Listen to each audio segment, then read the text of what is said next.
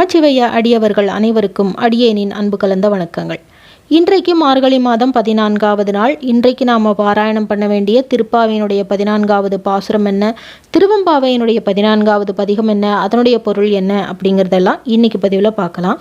முதல்ல திருப்பாவையினுடைய 14வது பாசுரம் என்ன அப்படிங்கிறத பார்க்கலாம்.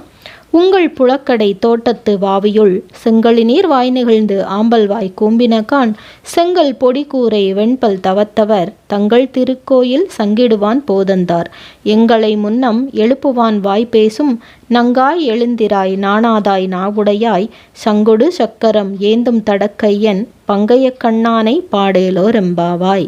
இது ஆண்டாள் நாச்சியார் கொடுத்திருக்கின்ற திருப்பாவையினுடைய 14வது பாசுரம். இந்த பாசுரத்தினுடைய பொருள் என்ன அப்படின்னா, எங்களை முன்னதாகவே வந்து எழுப்புவேன் என்று வீரம் பேசிய பெண்ணே, கொடுத்த வாக்கை மறந்ததற்காக வெட்கப்படாதவளே, உங்களுடைய வீட்டின் பின் வாசலில் உள்ள தோட்டத்து தடாகத்தில் செங்கழி நீர் மலர்கள் மலர்ந்து விட்டன. ஆம்பல் மலர்கள் தலை கவிழ்ந்து அழகாக நிற்கின்றன. காவி உடையணிந்த துறவிகள் தங்கள் வெண்பற்கள் ஒளி வீச கோவில்களை திருச்சங்கு முழக்கம் செய்வதற்காக சென்று கொண்டிருக்கின்றனர். ஆனால் பெண்ணே, சங்கும் சக்கரமும் ஏந்திய பலமான கரங்களை உடையவனும் தாமரை போன்ற விரிந்த அழகிய கண்களை உடையவனுமான கண்ணனை பாட நீ இன்னும் எழாமல் இருக்கின்றாயே. அதனால சீக்கிரம் வா, எழுந்திரிச்சு போய் நாம் நீராடி விட்டு கண்ணனை வழிபாடு பண்ணலாம் என்று அழைக்கின்றார்கள்.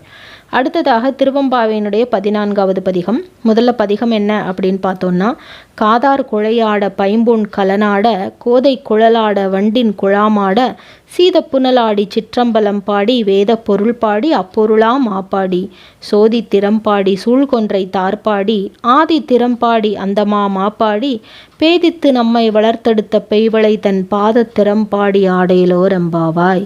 இது மாணிக்க வாசக பெருமான் கொடுத்திருக்கின்ற திருவெம்பாவையினுடைய 14வது பதிகம்.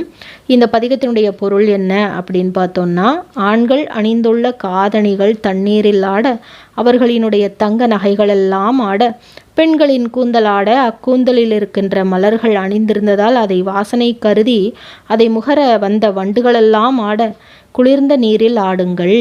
அப்படி நீராடும் பொழுது சிற்றம்பலத்தில் நடனமிடும் சிவபெருமானின் புகழை பாடுங்கள். வேதத்தின் பொருளையும் வேதத்தின் பொருளாக விளங்குகின்ற சிவனின் பெயரையும் சொல்லி சொல்லி நீராடுங்கள். ஜோதி வடிவாய் திருவண்ணாமலையிலே காட்சி தரும் அந்த சிவனின் மாபெரும் விருத்தாந்தங்களை எல்லாம் சொல்லுங்கள். அவனது மார்பில் தவழும் கொன்றை மாலையின் மகிமை பற்றி பேசுங்கள். முதலும் முடிவும் இல்லாத அந்த இறைவனின் புகழை பாடுங்கள்.